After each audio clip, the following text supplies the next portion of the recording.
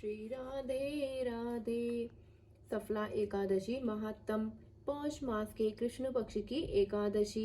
अर्जुन बोले, हे भगवान, पौष मास के कृष्ण पक्ष की एकादशी का क्या नाम है? उस दिन कौन से देवता की पूजा होती है और उसकी विधि क्या है? यह सब आप मुझे विस्तार पूर्वक समझाइए। श्री कृष्ण भगवान बोले, हे अर्जुन, प्रेम के कारण मैं तुम्हारे प्रश्नों का विस्तार सहित उत्तर देता हूँ। अब तुम इस एकादशी व्रत को महत्तम सुनो। और पौष माह के कृष्ण पक्ष की एकादशी का नाम सफला है। इस एकादशी के व्रत देवता नारायण है। इस एकादशी का पहले लिखी विधि के अनुसार व्रत करना चाहिए और नारायण जी की सफला नाम की एकादशी में मुझे ऋतु के अनुकूल फल अर्पण करें। मनुष्य को 5 सहस्त्र वर्ष तपस्या करने से जिस पुण्य का फल मिलता है वह पुण्य भक्ति पूर्वक रात्रि जागरण सहित सफला एकादशी का व्रत करने से मिलता है। हे अर्जुन, अब तुम सफला एकादशी की कथा ध्यान पूर्वक सुनो। चंपावती नगरी में एक महिष्मान नाम का राजा राज्य करता था। उस राजा के 4 पुत्र थे।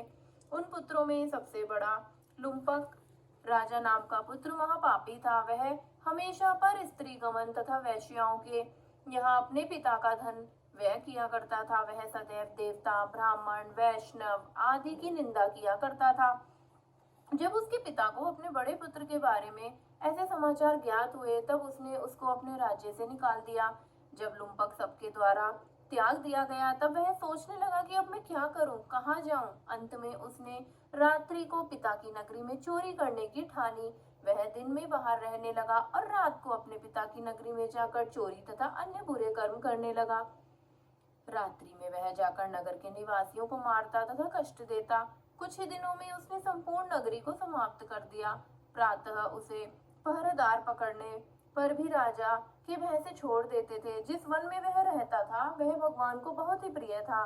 उस वन में एक बहुत पुराना पीपल का वृक्ष था तथा उस वन को सब लोग देवताओं का क्रीड़ा स्थल मानते थे। इस जंगल में पीपल के वृक्ष के नीचे महापापी लुम्पक रहता था।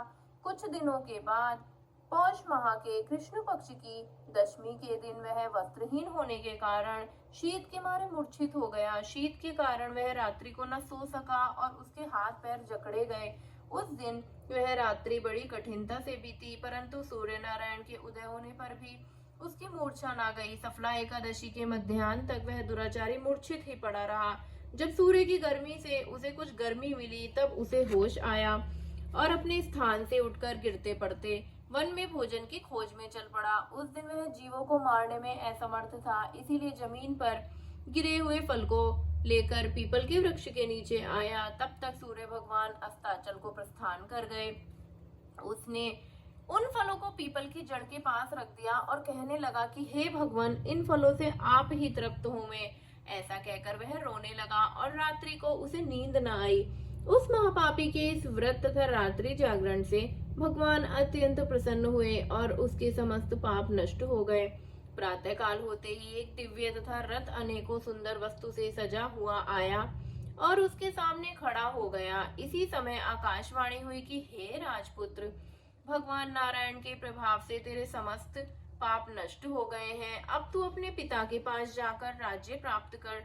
लुम्पक ने जब ऐसी आकाशवाणी सुनी तो वह अत्यंत प्रसन्न हुआ और बोला कि हे भगवान, आपकी जय हो। ऐसा कहता वह सुंदर वस्त्रों को धारण करने लगा और अपने पिता के पास गया। उसने संपूर्ण कथा कह सुनाई और पिता ने उसको अपना राज्य सौंपकर वन का रास्ता लिया। अब लुम्पक शास्त्रानुसार राज्य करने लगा। उसकी स्त्री पुत्र आदि भी नारायण के परम भक्त बन गए। वृद्धावस्था आने पर वह अपने पुत्र को गद्दी देकर भगवान का भजन करने के लिए वन में चला गया और अंत में परम पद को प्राप्त हुआ। जय जय श्री राधे राधे।